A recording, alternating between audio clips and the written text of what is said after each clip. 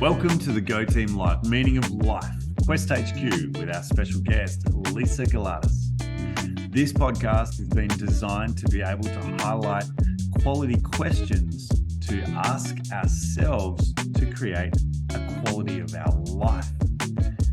Go Team Live is powered by GAIM ON, an app that we developed to be able to create a powerful quality of series of questions to daily be able to tap on what it is that can be achieved when we set our mind to answering these quality questions. They say that we are the average of the 5 people that we spend the most time with. And if you're surrounded by people that don't have a high vibration or don't dig around into these, existential questions and things that really create an inspiration and a curiosity in you, then the Go Team Live community with the GAIM ON system is for you. So today's guest, Lisa Galatis, is a friend of mine from Life Coach College, where that was my favorite place to hang out with a bunch of life coaches talking all things about how to inspire, to invigorate, and to live our best lives. Now, Lisa, I saw, was working in the end of life sphere. And that is so interesting to me. And after our guest, Erin Griffin, was on and how much engagement I was receiving from that conversation, I was super excited to get Lisa on as well and see if we could have a look at another side of life, death, and afterlife.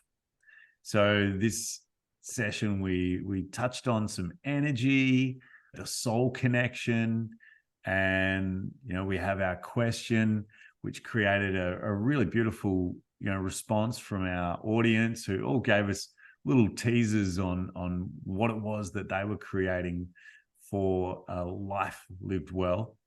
And then we have our discussion at the end, which was, going in all sorts of different directions about life, afterlife, and pets and things that matter to us that we'd love to discuss on this level. So I had a great time, as always, talking about this topic. And I'd like to check in with Justin Coates, my co-founder on the GAIM ON app and business, and just check in on Justin. How did you find this rollicking conversation about life, death, and afterlife? Well, like you said in the intro to, what this platform is for, it's like your quest is found in the questions you seek to answer. And, if you don't ask yourself these questions, and if you don't interact with these types of people with all these different, understandings and fundamental, teachings that they try to experience and teach themselves in life, if you don't, walk amongst those questions, you'll never seek to answer them for yourself and find comfort in what you find or meaning in it for yourself. So I think it's super important for personal growth and development. And I took heaps away from this, including some of the answers to the questions.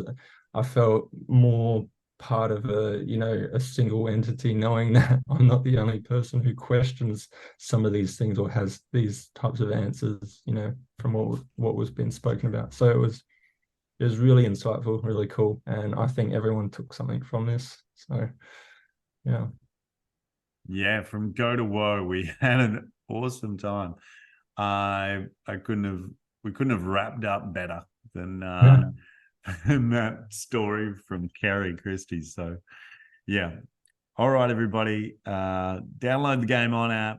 It's a simple way to get this sort of potential into your life by answering the questions that mean the most to you, where it's practicing gratitude, the fastest way to happiness, awareness for how you feel, improving your emotional intelligence, setting your intention and manifesting your best day, a mindful moment, reducing stress, anxiety, and finding happiness in the simplicity of your life, and organizing non-doing, living your lotto life by creating stillness and time for creating solutions to challenges, and just flicking the switch on life that is something that, we're always on. It's time to switch off and have a moment to yourself. Because I think if you were a rich person, hopefully you're carving out time for you. So start your day well, find your way to win the day with Game On. This is the Go Team Live. This is our community gathering. We'd love to hear from you. Please give us a review, comments, and it's time to roll the tape with our special guest, Lisa Galatis. Welcome, everybody, to the Go Team Live podcast. We have a special guest with us tonight. We have Lisa Galatis. We met at the Life Coaching College, which is just my favorite place to be meeting like-minded people who just have that passion to help other people in their lives. And Lisa loves to be inspiring to people to help them create their best lives. She's a person who loves variety and experiences and delving into all sorts of interesting segments of healing modalities, from studying ITA, life coaching, human design, craniosacral therapy. She does her own things on the side where she just goes on a thread and takes it and sees what she will find. And those rabbit holes really light her up. And she's been an accountant. She left that as full-time to spend more time, passion projects. She does some part-time accounting because she obviously still loves the numbers game, shuffling numbers around. And she has twin identical boys and a daughter. And her daughter is actually getting an award at the school award ceremony, which completely clashes with our live event. So super grateful that Lisa could come here tonight and give us her time and energy, because that, as a mother, is something that really is a challenge, to have that pull in different directions, speaking about what she loves and supporting her daughter. So massive gratitude for coming along tonight. And it's interesting that the live event is one of the least flexible things that I've ever produced. So I apologize that it's so like rigid in that, but while we're here, we can spend some time coloring outside the lines and seeing where we go in this space. So thank you so much for joining us, Lisa. How are you feeling this evening? Thank you for having me, Peter, and lovely to see everyone and meet new faces. I know Kerry from other areas of my life, so that's lovely seeing Kerry tonight. Yeah, I'm feeling pretty good, actually, quite relaxed. I think it's amazing when you look back at your life and you sort of see how far you've come, because I think, 5 or 10 years ago, I would have been so stressed going online and, doing a talk in front of people, whether it's 5 people or 500 people. It used to just stress me out so much. And now, like even earlier today, I was thinking, oh, am I nervous? Am I stressed? I'm going a little bit, but, not like I used to be. So it's lovely when you can reflect back and see that, where you sort of come to, I guess. Yeah, I'm the same. I wonder myself. I'm like, how am I feeling? Because I certainly don't find myself to have a great memory, B, to be highly intelligent, but I utilize this space to be able to lean on my guest and my audience to bring that community knowledge that I believe to be so valuable. And that's my favorite way to learn, is to hear other people's stories, what they've learned, and their knowledge share, I think, is of great value to me. And hopefully other people get that knock-on effect too from my, great interest in this space. So I thank you for bringing your knowledge to the table. And as much as it's a little nervous excitement, once we start asking a few questions, I'm sure you just find your flow, as we do. Now, I'm wearing my Heaven shirt.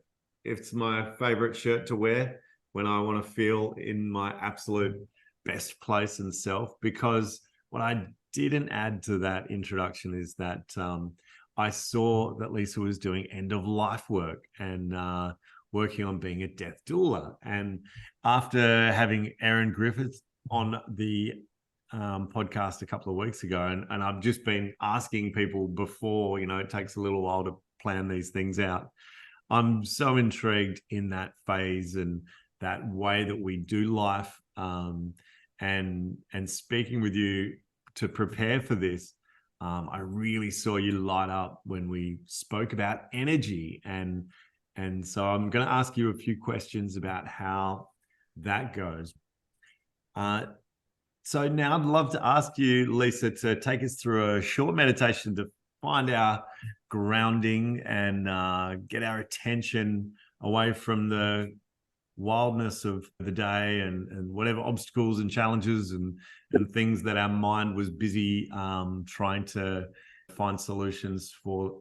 And yeah, we'd love to sink in and find our space here with the Go Team Live community little chat. So please, if you would like to take us on a journey, whichever way you choose, meditation, prayer, whatever is your vibe, would love to participate.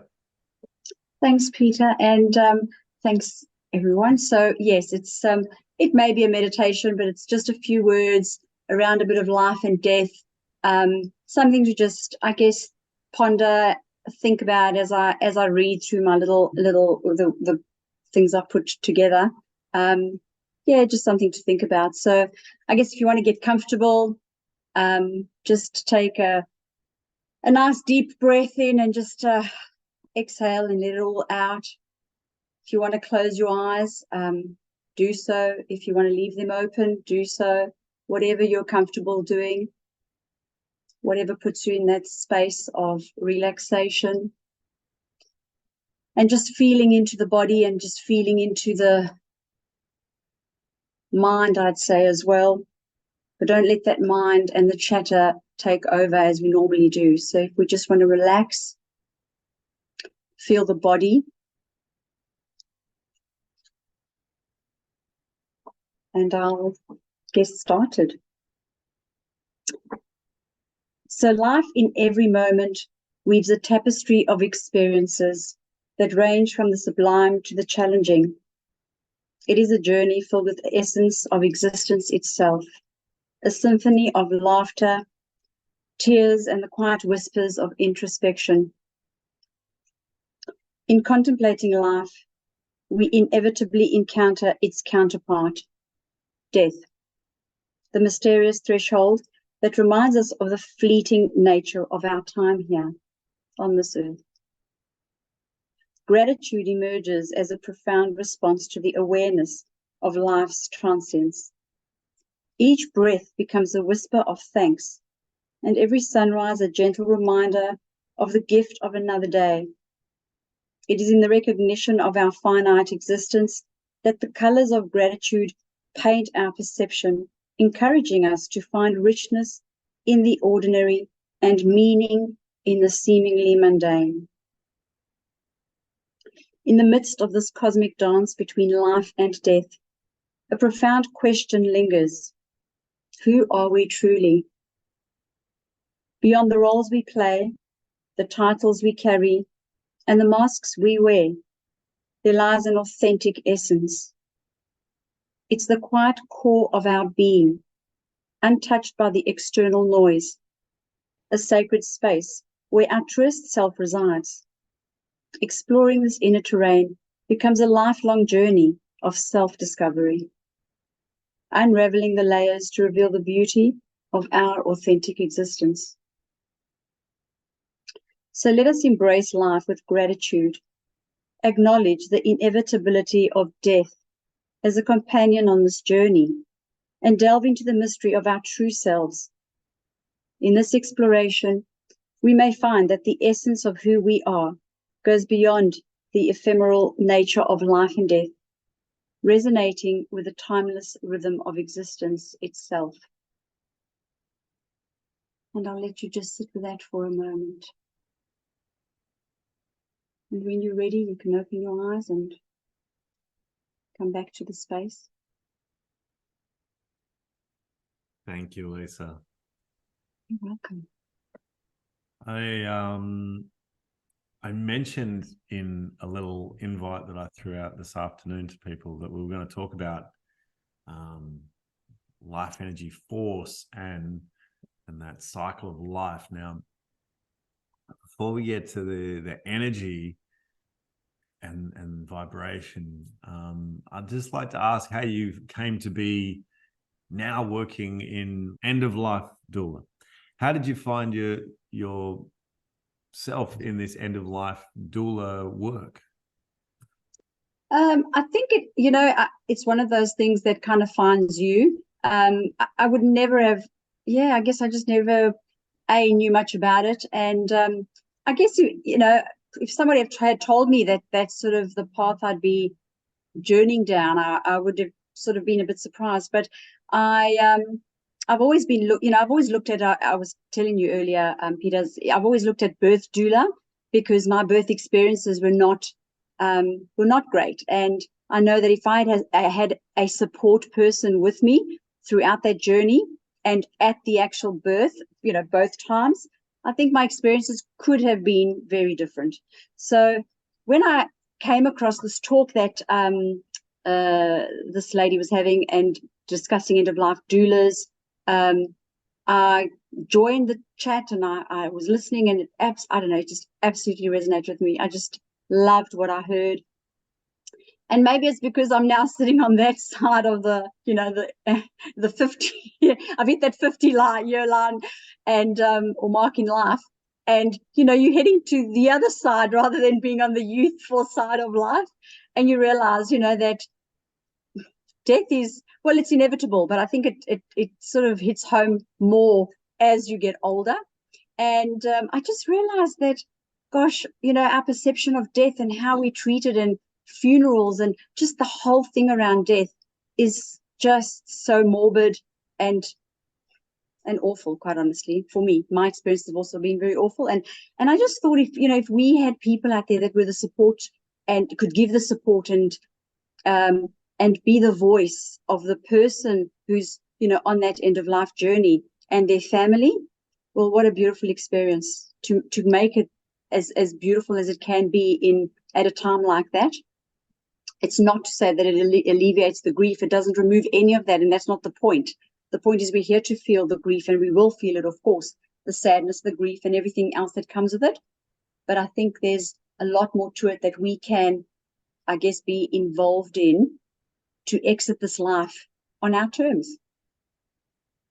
Yeah, the value of discussion and talking about this in a matter-of-fact way where we can alleviate some of the fear and really improve the roller coaster effect by helping people feel like this is part of life. Let's not try too hard to run away from it and avoid it and make it, something of an unknown quantity.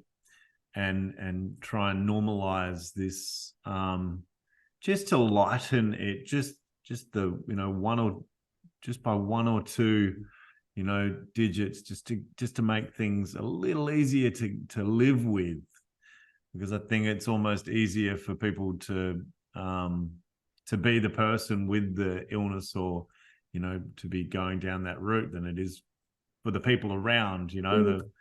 The people around are really struggling to come to terms with this. So you work with the families, the people with the illness that are looking at an end of life phase for themselves. So what is it 50-50? You kind of work with family or the person, or is it who do you work more with? The person who's on that end of life journey, because they're really the client, let's say. Okay. Yeah, I mean it is all about them at the end of the day. So really it's about what they are wanting, because oftentimes I think people don't really listen to what we all do. This even in life, we don't really listen to what people want, and I think when you're emotionally attached and involved in that situation, that environment, it's really hard sometimes to step away from it and say, hold on, and not to keep putting your ideas or your thoughts and beliefs in it.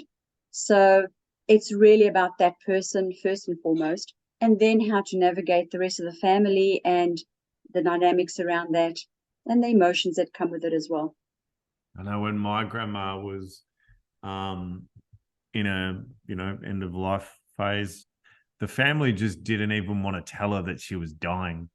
And I was stunned. I was like, why wouldn't you let someone know that they're in a really bad way? Like, there was an element of hope. They were trying to hang on to hope because she was healthy before she had this accident. And so I think they thought that she could get back because she was a healthy person. There was a chance. And if they told her that she was dying or, really not well, then she may have given up. But wow, like for me, who sees things differently, if I'm dying, can you guys please tell me?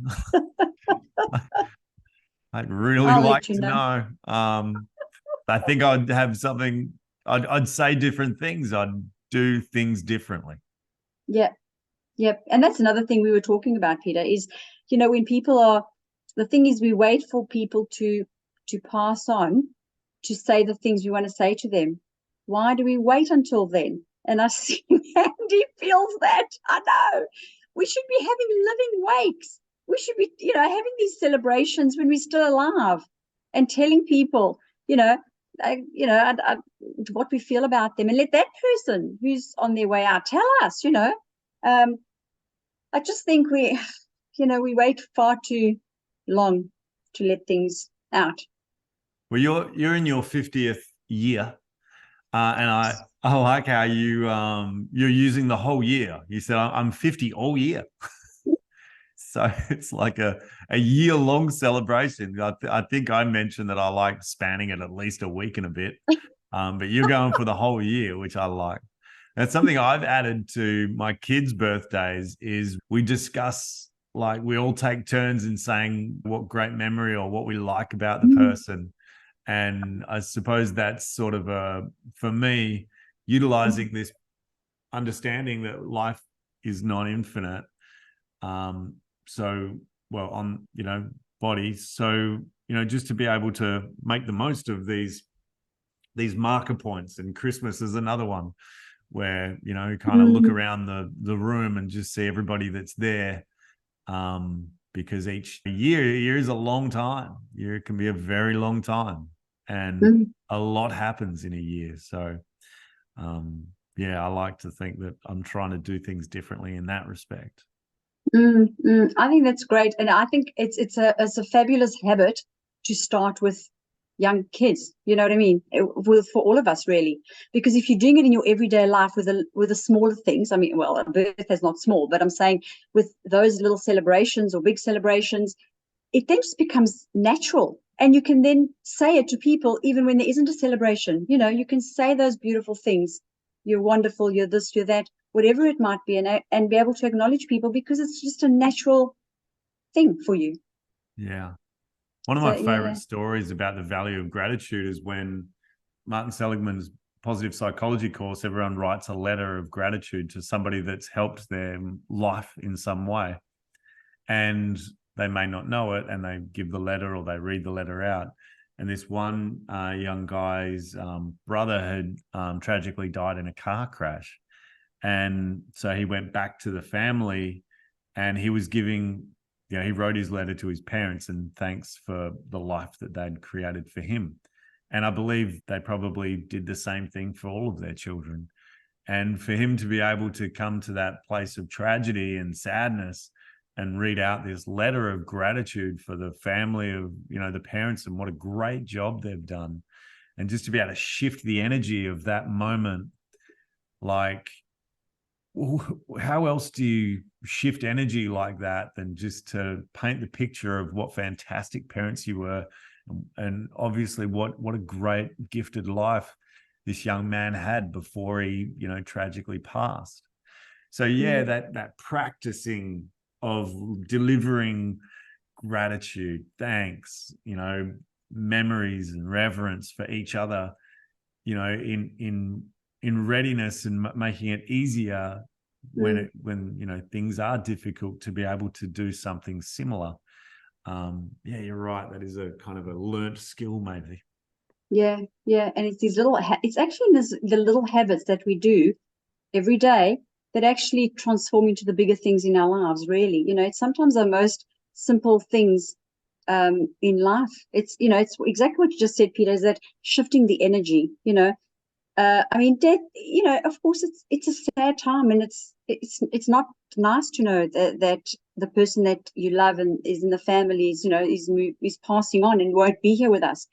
But I think if we can shift that energy around the belief of death, and how we're all, when I say how we're all feeling, not to say that we, as I've said before, to remove the grief, is not about that, but shifting the energy from maybe the loss of the situation to a celebration of that person's life, rather. Isn't that just so much more, I don't know, enlightening, enheartening? Doesn't it make you feel better about what's about to happen? So I think an energy shift is just so important.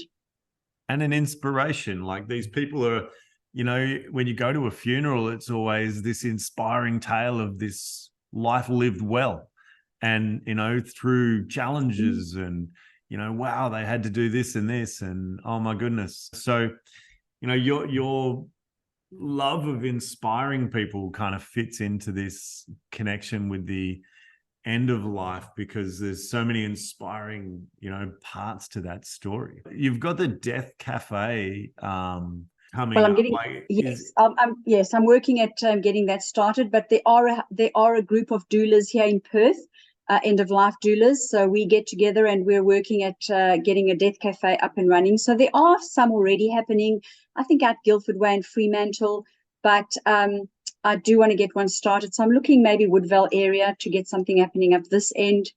And that's just a get together, really, and a discussion around death, and your experiences, and people can just share information or experiences. It's not a counseling session. It's not a place to go and offload grief, but it is a place where we can have discussions, where people can ask questions and I guess get more comfortable with the word death and the whole experience of death.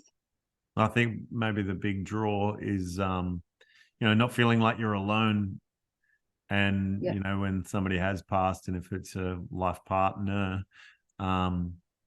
that's probably part of the appeal too, to be able to have people that understand what you're going through, maybe.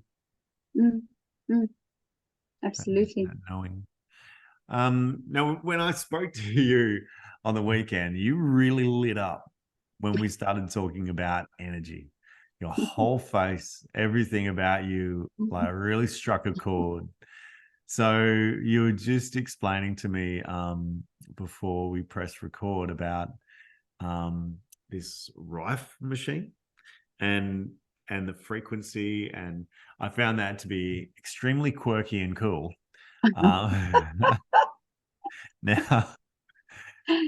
Now, your love of energy, where does that stem from, and how does that fit maybe with the people that you're working with now? Like, how do you kind of blend that into the end of life work?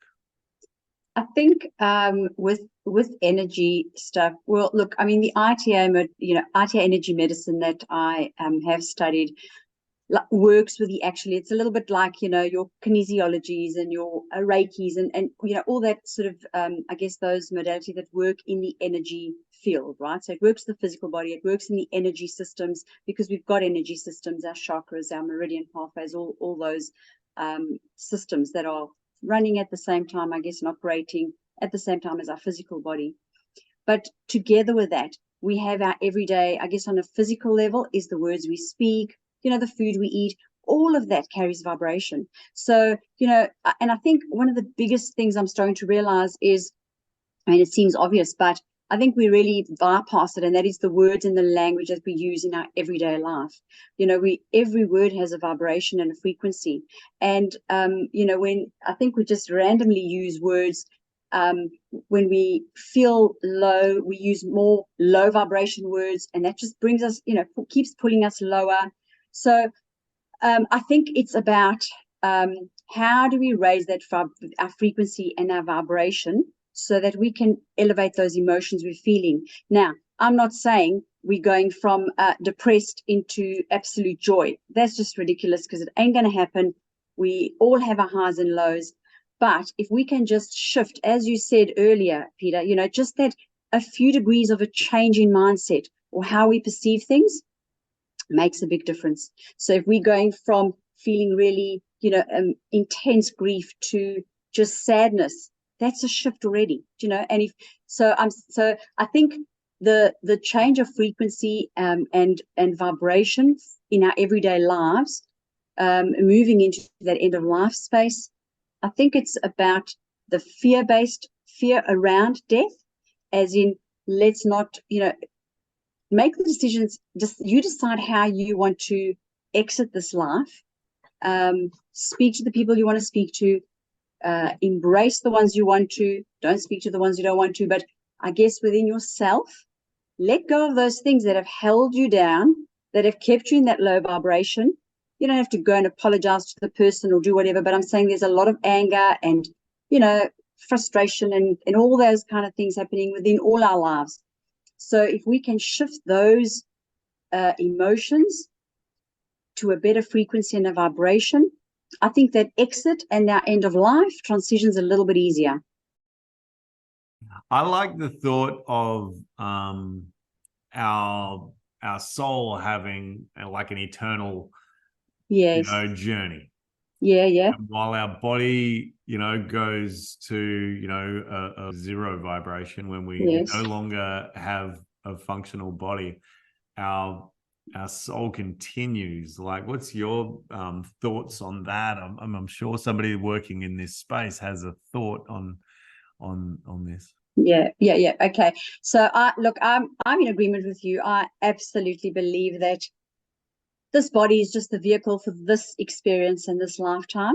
My husband always says, see this as a holiday. Your soul has chosen this holiday destination in this moment in time, so and I've been listening to this guy, Matthias De Stefano. I mentioned him to you, and it's just fascinating what he talks about, because he also talks a lot about death and the vibration and the frequency that the soul will exit this body on. So the frequency you're at when you exit.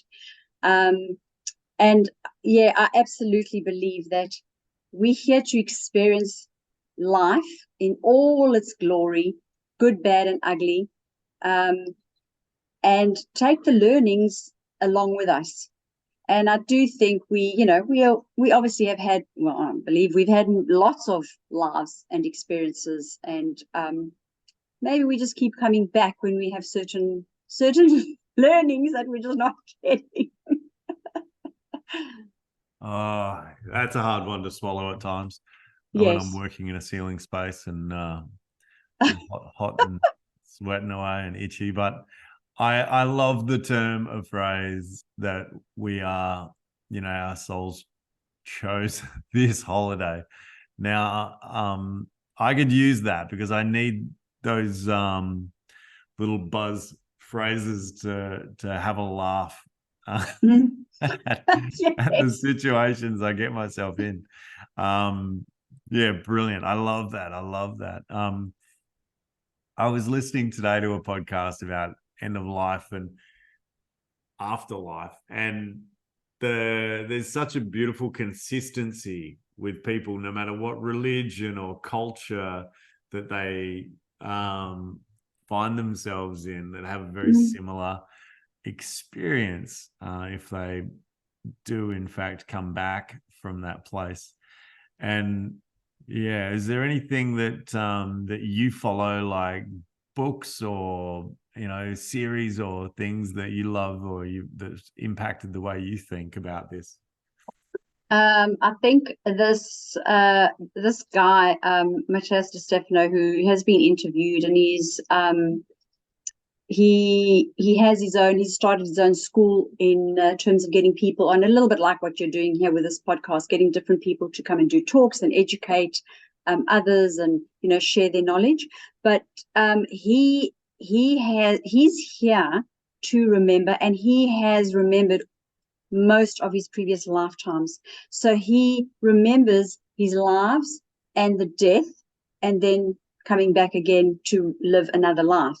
So he remembers being a woman, a man, a mother, a father. At times he remembers, like, people that are here with him, that they've lived other lifetimes together. So it's fascinating to hear like when he talks about death, and how he talks a lot about the frequency and the vibration. And it's also an interesting concept, which I guess I'm just trying to get my head around, because sometimes these talks you have to listen to it a few times, just to get the different angles, and just for it to sort of sink in, because the first time you hear it you go, what, doesn't make any sense.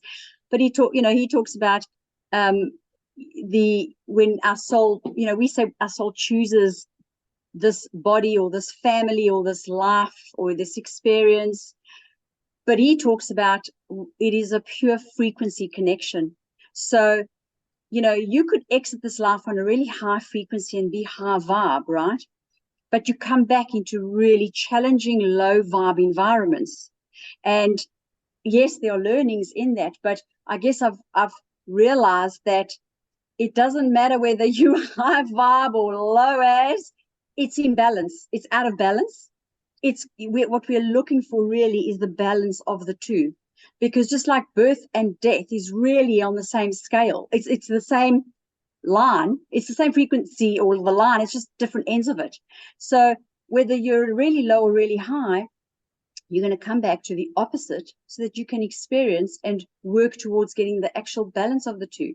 So at the end of the day, it all just boils down to frequency in my eyes. Yeah. I love listening to people talking about past lives. And one thing I noticed when we did the life coaching college and we did timeline therapy is how quickly people, when they chose when a situation happened, was like either in utero or like in a previous life, and how quickly they just went, yes, that's when I experienced that. And for me at the time, I was like, how could they possibly have known or felt that? But they were very quick to say. And I think it comes down to like a consciousness, right? Where I wasn't like in tune with that. And I wasn't giving that space to land. And the deeper you go into this work, the more space you give it, and the more energy you allow in to be able to give you this knowledge. Yep, I totally agree with that. The other thing about, I guess, experiences and life is, a mentor of mine once said, the more experiences you have, the cycles kind of start moving faster. So I think now, as we are seeing, time is just moving really fast. I don't know. I just find it's just really, things are happening quicker. The years just going by, days are going by. And I think because the frequency and vibration is lifting just of humanity, really, the planet, humanity, and everybody else, because there are more and more people open to this work, questioning, curious. So the vibration, so the cycle is just moving, the vibration's elevating, we're having more experiences, the cycle's shifting, and we're just cycling quicker and quicker, which is great, because it's bringing about a lot more experiences for us. And that's what we're here for. We don't want to sit stagnant, moving along at like snail's pace. The time for that's over. So, it's exactly that. Open the mind, open consciousness, be curious. You don't have to believe everything. What resonates, go with, and what doesn't, leave it. Yeah, we definitely are in a hockey stick uh, of conscious awareness and just technology and things. There's never been a time quite like it. Mm. So it's also a good time to just take a moment and think about the deep questions. Now, I'm going to ask you for your question for the audience. And before I do, I'd love to know where your head was at or what you were thinking. I know you had this question up your sleeve. You're pretty comfortable, pretty confident that this was the question you're going to ask. And yeah, I'd just love to hear a story about where the question may have come from.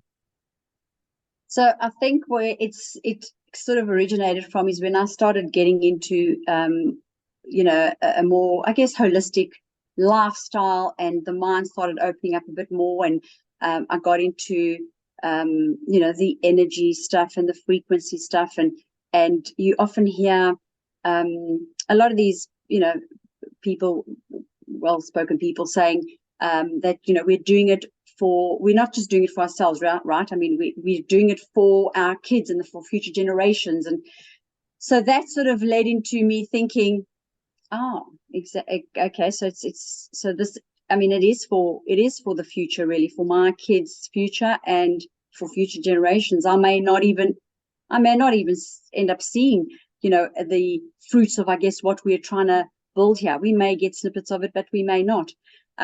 Although if I reincarnate, I probably will. But I had that thought the other day too. So I probably will if I come back in about 50 years' time.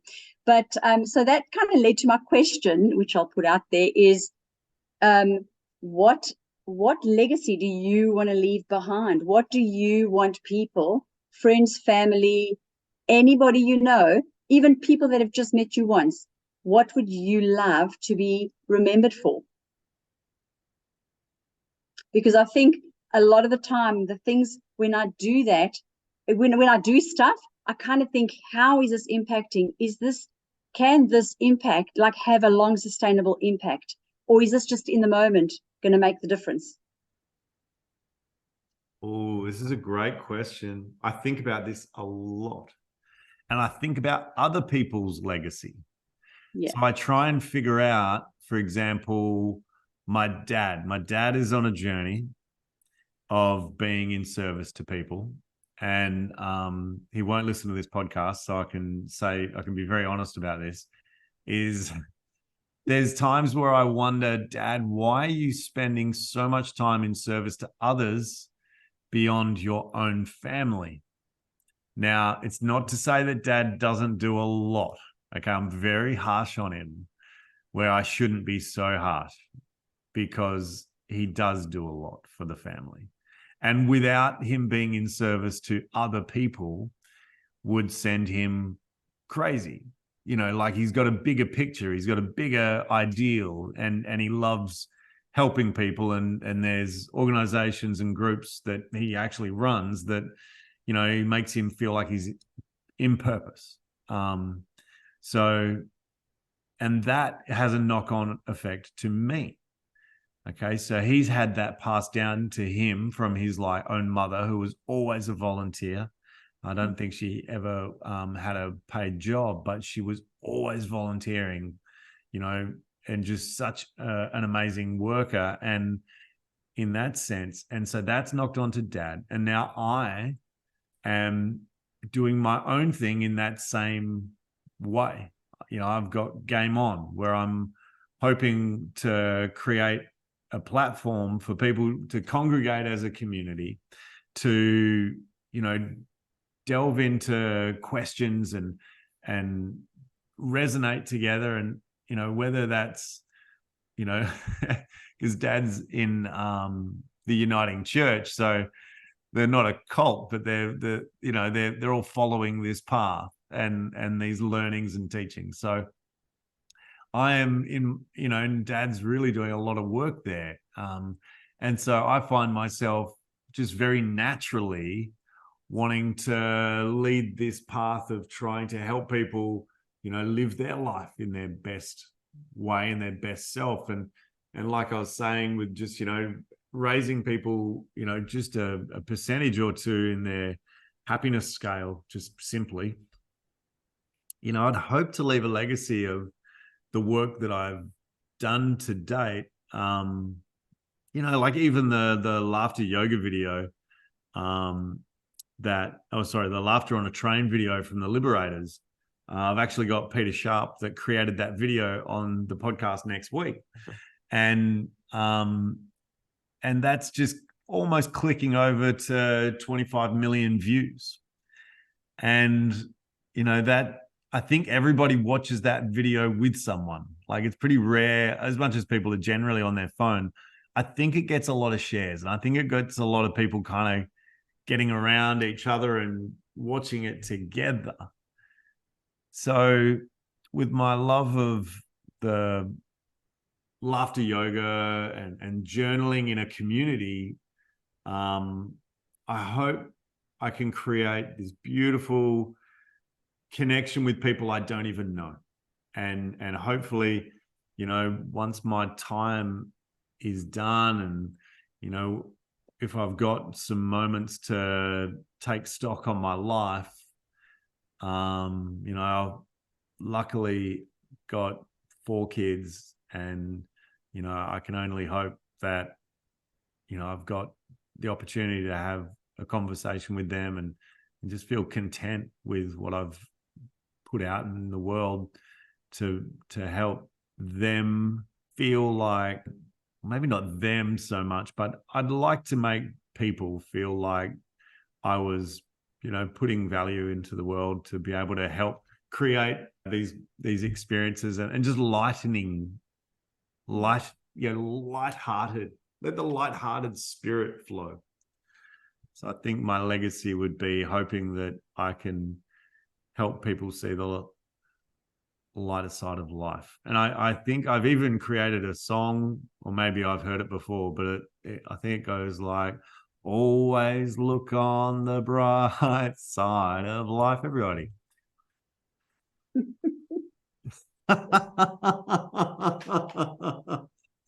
Oh my goodness. But no, I did not create that song at all. But I think that's my legacy. And I'm very happy with that. It makes me feel good. And whether I'm working towards a happy funeral, I think I probably am. I think you are. Would you like to answer the question, Lisa? What legacy are you creating? I think once again I go back to the inspiration. I just hope I can. I'd like to be remembered by whoever has met me. That I've managed to put a smile on their face and inspire them to, I guess, change, embrace, do whatever it is, big or small, that they maybe have been too afraid to do. Take that step, make the change, say whatever it is you want to say. It doesn't matter. Just do it. Yeah, wow, that's, I think, do it. Just you do should it. Get t-shirts made. We are having a good brainstorming session here. Do we have any lawyers?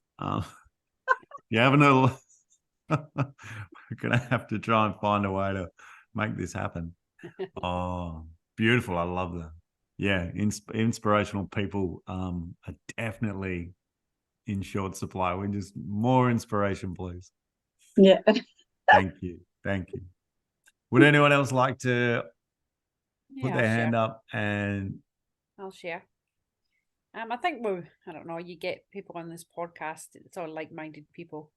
I think we might end up overlapping on all our legacy goals, but I would like to bring a lot of the old shamanic traditions and wisdom teachings to the new earth, and to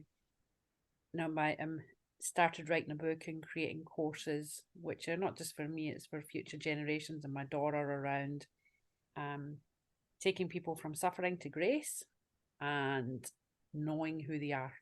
So know thyself, because suffering is just not necessary. There we go. That's mine. Yeah, that's a beautiful place to start when you're creating a course, to want to share it with your kids. you know, putting things down, saying, okay, I'm putting this because I would like my own child to be able to pick this up one day, and to put a record of it is for the greater good of my daughter, and I hope that you enjoy it too. It makes so much sense. Thanks, Lorraine. I look forward to that. That'd be amazing. Please do. Oh, I just have to say I love that, because I love traditions and rituals and ceremonies, and I think they're so important, so important. And a lot of them have been lost, or the way they're done now has, I think there's an element of them that have been lost, and the real meaning of it, you know, because a lot of, you know, churches and cultures will still follow certain traditions, and it's just beautiful when everyone gets together and does those ceremonies and participates. So I think that's just beautiful. I love looking at the old, you know, the way the Lakota Indians do it, or any of the older shamanic tribes. Everything is a ceremony. Everything. Getting up is a ceremony. Waking up, eating, cleansing, family time, learning. It's all a ritual of gratitude and the elements, and it's a really, really beautiful way to live. And it's refreshing. It's healthy. It's nice. It's beautiful. A friend of mine says life, I think she calls it life is the ritual. Yeah. Beautiful. That's right. Lorraine, can you give us a teaser? How does one wake up in a ceremonial fashion? So even you know, your ceremonies and your rituals are all your own, you know. So even myself, I wake up in the morning, I've got a really nice morning ritual. I spend maybe an hour and a half to 2 hours by myself before I get up to the world. You know, I'm waking up, I'm having gratitude, I'm doing a meditation, I'm welcoming in my guides to start the day, I'm channeling, I'm reading my mission, I'm writing in my journal any dreams and stuff like that. So it's really about me connecting to spirit, connecting to myself, and creating my life through reading the mission, the vision, the goals, and getting more and more and more clarity around that. Every time you read it, you fall deeper into it. And it really, so that ritual then sets me up in a beautiful way for my daughter waking up. I can then be mummy. I've had me time. I'm not frantic. I'm energized. I'm centered. And then, you know, the breakfast table is a ritual. It's you know, it's just putting intention into everything, really. Okay, that is sensationally. It's simple and it makes sense, and it's the intention that sets it apart. Thank you, Lorraine. That's beautiful. I look forward to the full course. And what a beautiful vibration and frequency to start your day off on. Well, that's power. I mean, that is power, yeah. And that resonates in the whole house, you know, like that's the joy of that, and these practices to be able to benefit the people beyond you. You know, we're working on ourselves so that we're in good service to others. So thank you so much. Who else would like to share? Harry, please. I think we know mine.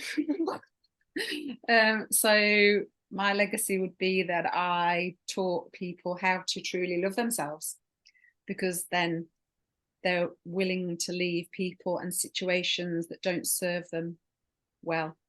Once you love yourself, you won't put up with stuff and situations. So, and if I can make my mark in the abuse world to help women build themselves back up from, you know, abusive relationships, then my work will be done here on this earth. Can you give us, in this little teaser event, what would be one tip you could give us to, you know, create that vibration and energy of loving of thyself? What's a simple thing, simple step? A simple thing is to look in the mirror every morning and look at yourself in your eyes and tell yourself that you love yourself. It's as simple as that. And actually, it's really hard to do. Most people go, ooh, ooh. And it's quite weird when you first start doing it. So I say, fake it till you make it. So even if you have to look in the mirror and say the words and you don't fully believe them in your heart, just keep doing it. Just keep doing it every morning. And it actually gets to the point where you struggle to look in the mirror and say anything negative to yourself. So everybody try that tomorrow morning. Tell yourself that you love yourself. Yeah, I love that challenge. Thank you. Challenge accepted. Thank you, Kerry. Thank you very much for your share. Justin, you raised your hand. I did. I've taken a lot from this so far. It's really cool. I'm liking this. It's funny, the legacy being the question, because I've been touching on that all week, like based on this perception, realization, actualization, manifestation sort of thing. And I'm not 100% yet on what I want it to be, but I know what it's focused around. And it's like I want to be around for paving the way or teaching a framework, but what I want to leave behind is like a blueprint, like for unison or synarchy, like something unquestionably easy to follow for, you know, any individual to be able to work with any other individual, like just, you know, in a lot of different ways, like in relationships, in business, in like all aspects of life, you know. So if I could leave behind a way forward in that sense, like I said, a blueprint after having put into practice a framework, I'd be pretty happy with that. But I think that just encompasses a pretty broad range of deeper inside, you know, me, what is that actual thing? So, but yeah, that was an awesome question. Thank you so much for the question. Justin, I think for me, looking at you and the work that you do, you know, your work is so tangible, you know, on such a broad scale that, you know, and the music you create to, you know, the apps and things that you create are, you know, right there. So, you know, it must be a beautiful thing to be able to create things that have got that time expansion where they're there, you know. I'm sure in technology world, you know, things don't last forever, but maybe the music and and the morphing of ideas and the inspiration that creates, I think for you is pretty awesome legacy. I'd like to know that it would be a legacy before it becomes one. But yeah, thank you. Yeah. Sometimes I have to just say, sometimes, Justin, the beauty is actually in the not knowing, because I think, you know, and this is the thing, I think it's sometimes it's an evolving question and topic. You know, you start with one thing and it leads you down another path, and then you go, actually, I wanted to do this, but really this is kind of where I stand with it. So it, you know, we sometimes it takes a while to pinpoint, but it's a beautiful start. And I think, you know, the minute we can start, when you start with that thought, the verbalizing it, the thinking it, the focus on it is what then just brings it to fruition. So it's a beautiful beginning, you know, and a start for you. Yeah, thank you.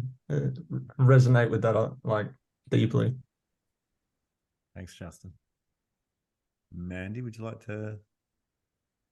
Yeah, thank you. It was beautiful, Lisa, how you just said that it can evolve, it can change, because mine seems to forever evolve. But I'm just going to go with what is present right in this moment. And for me, it's, I want to be remembered for leaving a spark in people's, whatever part of the body they pick, that ignites them.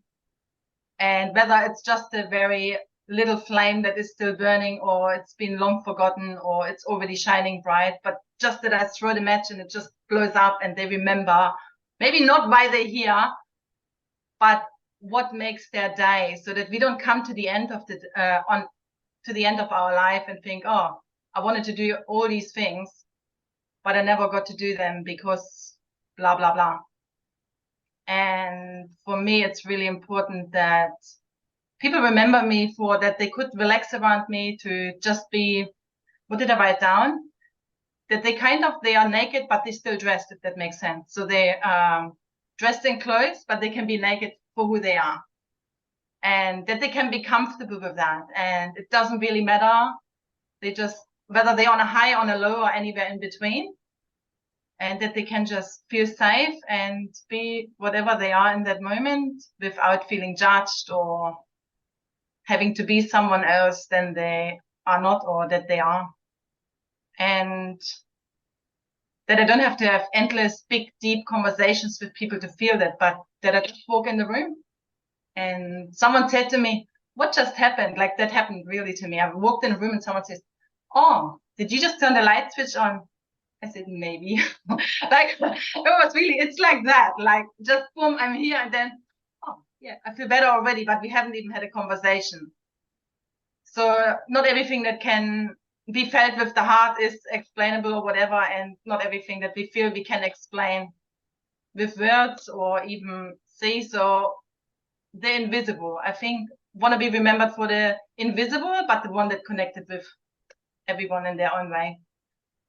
That's my thing. Yeah, definitely connection. And Justin sent me a beautiful message today with lots of content, and there was a legacy comment in there for me. I said I could just use that for now, but I'm just gonna write this wave now. So doing less and being more without feeling guilty, and bringing it back to simplicity. That's where I'm at tonight. But tomorrow morning we might have a different conversation. Thank you. I bumped into Mandy at a cafe today. Oh, did you? And the legacy that you leave, just the energy that you resonate, and the lady behind the counter that you're ordering from was absolutely laughing so much. And then after I made my order, the couple that were in front of me in the queue, like, you were just yapping away about ice cream and getting tips on other cafes, and every single little connection and step that you take is leaving this knock-on effect of this positive, amazing energy that just, you will never know where that legacy will end, but you're lighting up the path, and the world is better for it. Thank you, Mandy. Well, thank you all for your answers to that question, and I look forward to you all, showing your wares and leaving your legacy on this beautiful path. But now we have an opportunity to ask Lisa anything any questions that you've had as you've been very patiently waiting and listening. If you have any questions, now is your opportunity to, as an audience, be able to ask her anything. Not so much as a question, but I wanted to hear like deeper, I guess, thoughts from you on this. And I wrote it in my own way as you were talking about it. And it was just, it does touch on, I love the way, Peter, you summarized the shifting of energies, like through gratitude. And I was like all the frequencies, the shifting of the energies into it. And then Peter, when you asked Lisa the question about that, before and after sort of belief, chain of thought, I wrote that energy does have this concept of it can only be transferred, like it can never really truly be destroyed. What we have in existence is what we make use of. And as you were talking about this, I think it was a podcast, this other person who touches on their past lives, I was thinking, what if the limitations of, one's imagination is the experiences we've had in these past lives? And I played around with the thought, and I've played around with this in the past as well, that, perhaps we were looking down and we picked a wound, we picked a body with a wound, and universe kind of is like, all right, I'll put you in the queue and we'll wait until that body becomes available wherever that is. And and it's kind of like you're giving yourself this, not necessarily a challenge, but you're giving yourself this opportunity to take on like a new physical experience and add it to your overall consciousness or the overall collective. And I don't know, I just wanted to hear your thoughts deeper into that, because, do people, when you are, with them, or when you're talking with them, and they're coming close to the end of their human experience, like how many people touch on this type of thought, process? Because I find it super tough to imagine what I would be thinking and what I'd be feeling come to that. I'm just curious if, there's a lot of depth there in that sense, or, what's your experience with that? I think a lot of people that I have come across are not quite, I guess their perception of the physical body and the soul is, it's still very much 3D. So it's more fear-based, because I guess if we perceive that our soul will then leave this physical body and there is something more beyond, right? That potentially we can come back if we want to, or choose to, or whatever the soul does. Whereas quite a few, I think there's still a lot of people out there that are very much in the 3D body only perception and belief.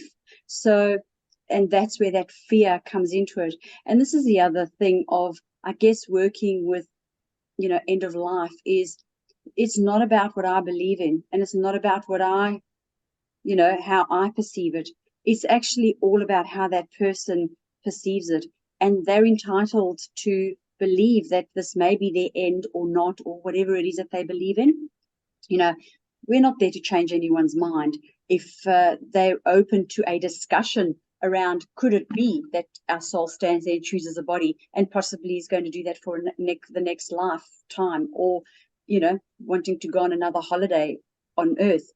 But if that's not their belief, or they're not spiritual, or they're not open to it, then that is not the path I'll go down.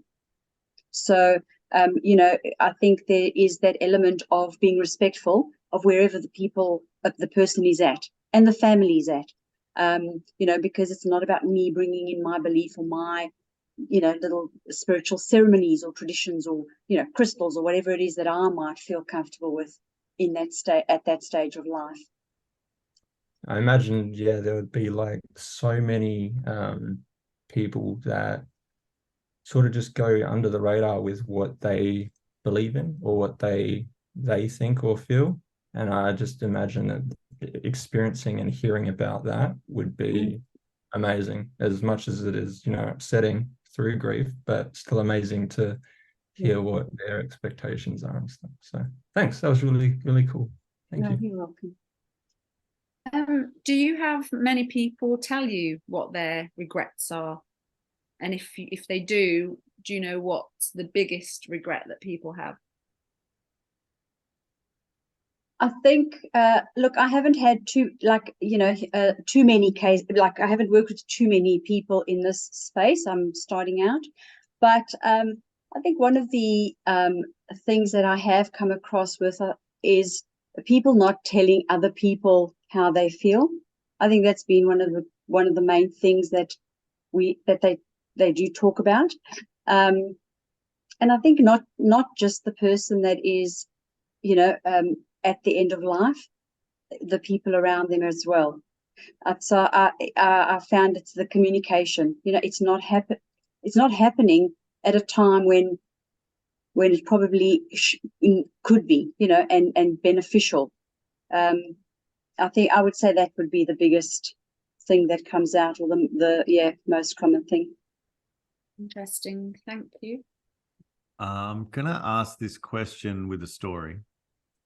Yes. The question is, do you have pets, and do you treat them differently after working in end of life? Because just in the last, like Friday, today's Tuesday, so Friday, 4 days ago, I was working somewhere, and a bird, beautiful little bird, went straight into a glass door. And the guy that worked there, he was so adorable. Like, he did the sweetest thing I've ever seen. He picked up this little bird and we came over and had a look at it, and it wasn't looking well, but he put his little finger on the bird's chest and he was trying to get the heart started with the little tiny finger pumps. And I was like, oh, buddy, you're a legend. Like, and he was like blowing on the bird's face to try and bring it back. And we were there, and, you know, I was giving the bird some space, but the bird, you know, literally passed while we were watching them. And then just yesterday, I was at a friend's house, and he's got this French bulldog, so all head, you know, and these big eyes. And I come up to this dog, and I'm just looking at these big eyes, these big brown eyes, and I'm like, wow, there is so much soul in this dog. Like, there is, you know, I wouldn't say human spirit, but so much personality. And my mate said to me that once I was gone, he was going to go to the vets and put the dog down because it had had like 6 of these seizures in like the course of the day. And he just didn't know what to do, but he just had to, you know, he couldn't have his poor dog just constantly in this state. And I was, because I'm so conscious, aware of, you know, this life spirit and things, and I just see these animals with all their soul and spirit, and I'm so connected to them, and just to have that happen in the last couple of days just really made me think of, you know, just how much, you know, in this world of cycles of life and death that we have. You know, it's very rare that I've ever had such a close connection recently. But yeah, do you have pets, and like, what's your thoughts around pets and the learnings you get from having pets in your presence? Yep. So yeah, I do have pets. We used to have a little Maltese cross-lesser Epso. So quite a yappy little dog, and quite, you know, out there, and we loved him. But he passed away probably about four or so years ago. And then we decided to get some cats. So we've got 2 cats now, but we've got 2 rabbits, and we've got some fish, and we've had quails, and so my kids love animals, and once we get animals, they're for laughs, so they don't go anywhere, which is wonderful. But yeah, so, you know, interestingly enough, once again, I kind of look at and I think I probably have gotten more into the whole understanding of frequency and vibration, and the impact, or I guess how our pets interplay even within our auric field, our frequencies, what's happening in the dynamics of the family, the pet that comes into the family, because you know, even the way our dog passed away, when I look at it now, I kind of think there's sort of signs and signals, and I do believe, this is personally, that I think our pets take on a lot of our energies and what's going on around us. So you know, if there's physical elements that we all experience that are part of aging and you know, the rest of it, but I do believe that there is an element of taking on what's going on around in the family, just like our kids do with adults. You know, if there is a lot of disruption, a lot of disharmony, kids take on that energy, they feel it, then they play out, they act up, they do whatever, you know. So I think that a pet's aura, they still have an energetic system, they have an auric field. So I believe we all interplay into each other's energy fields and auric fields. And has my attitude, or my outlook with my pets changed since I've done end of life? Not really. I think since I've studied ITA energy medicine, because I did the component for animals, so we can do alignments and stuff on our animals. I think my understanding and I think my perception of the animals in our environment has changed to a bit of a deeper understanding. Definitely, but not necessarily from the end of life side of things, because I think they on a bit of a similar path to what we've just been discussing.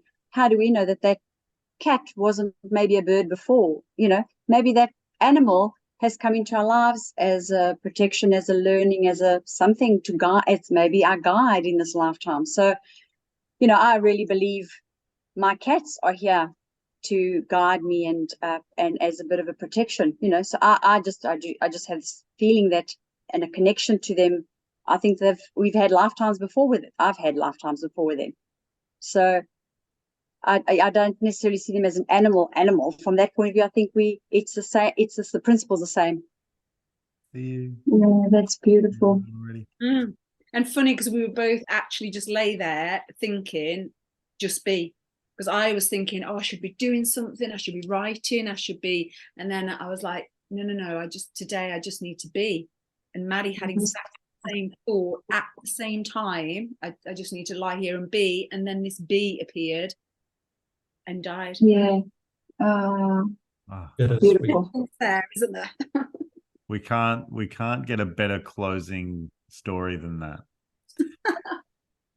Thank you, everybody. That was stunning and amazing. And again, your knowledge share has been of most value to the community, and hopefully the legacy we create from being part of this community and sharing and the recordings beaming to the world help our world lighten up, be inspired, find the love for themselves, create ceremony of waking up and letting our sparkle energy light the path, and use our incredible fingertips to create beautiful technologies that can create inroads into people's lives, as technology is one of the most stunning ways to get that ripple effect going. Lisa, thank you so much. It's been an absolute treat to hear from you and hear your path, and much love. Thank you, everybody. You're amazing. I'm so stoked. Thank you so much, Peter. Thanks for having me. Share your vibrations with us. Beautiful. Go team. Thank you. Thanks. Free. Fly, my pretties. Fly, my pretties indeed. Yeah. Thank you, everybody, for joining us on the Go Team Live Meaning of Life Quest HQ with Lisa Galatis. This was one of those conversations that I just love to have. How about we press record and create something that we can share with people like yourself who couldn't make it to the event this evening. Now, if you would like to join us, we'd love to have you. Maybe you'd like to leave a comment or write a review or share the podcast with somebody that you feel may get some value out of the conversation and the community that we've created.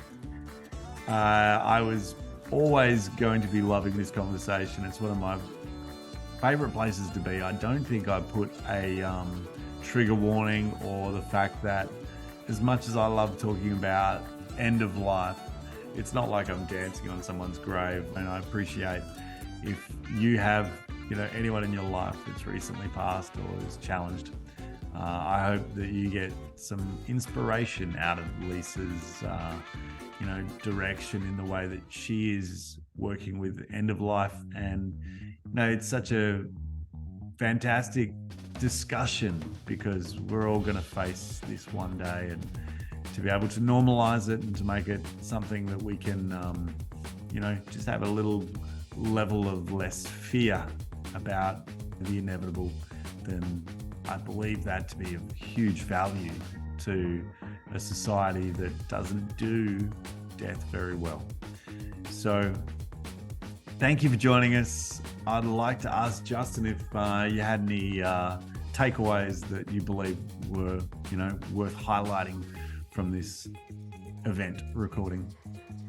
Yeah, I definitely took away a respect for Lisa in that she openly stated that she wasn't trying to downplay the impact of grief, and she wasn't trying to belittle it, or she wasn't trying to say that it's not a requirement or a needed process. But I do like the idea of, by celebrating, you know, life, the life lived before death, it's like you can add this meaning into the mixture of what later becomes grief.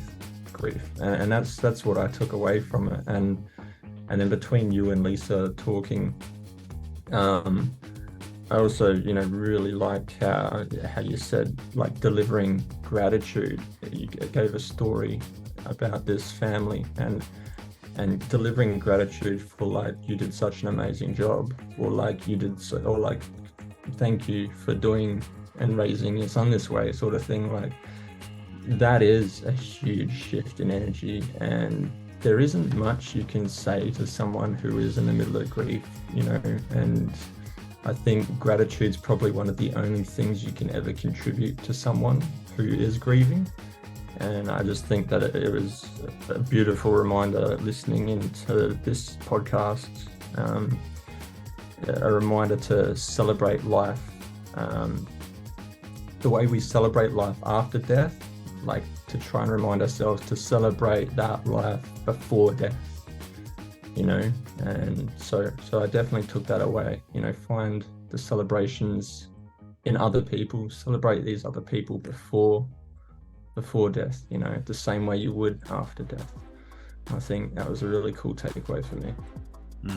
Yeah, practicing these, you know, opportunities to live differently is the highlight reel for me, and learning from other people's experience, the knowledge that they share with the community, the audience shares.